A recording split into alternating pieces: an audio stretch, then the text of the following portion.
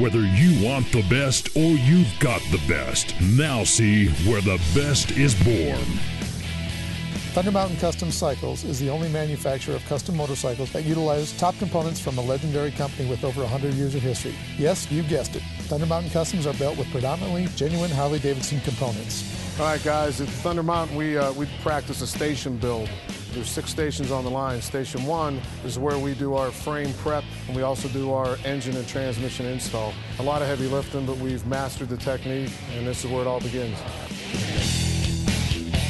What we do here is we put on the inner and outer primary, the clutch assembly, and a couple of odds and ends. But again, you can see as the bike's proceeding, it's getting more and more on it. So same operation as Station 1 and 2 on almost every bike.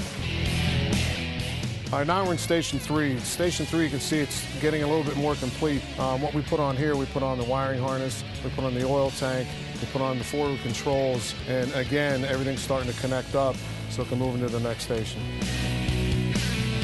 Station 4 is where the bike really starts to take on its different appearance.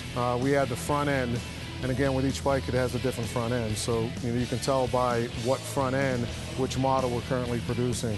We also install the front tires, and on the Frontiers, we do a lot of work with the fairing. The hand controls get installed at this station as well. So it's really starting to look like a motorcycle right now. Now the bike moves into Station 5, and at Station 5 is where it really starts to come together.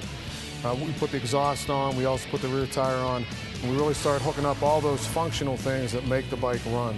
So from the shift linkages to the air intake and everything else, all happens here at Station 5.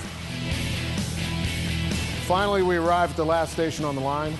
And what happens here is this is where we put the sheet metal on. The reason we put it on last is so we don't damage it, in the process, because there is a lot of activity that goes on. We put the sheet metal on, the gas tank, the fender, and then we really button everything else up. We also sync the map here to make sure it'll run. We'll start it up briefly. We'll make sure that we have the map sunk, and then the bike is ready for final test.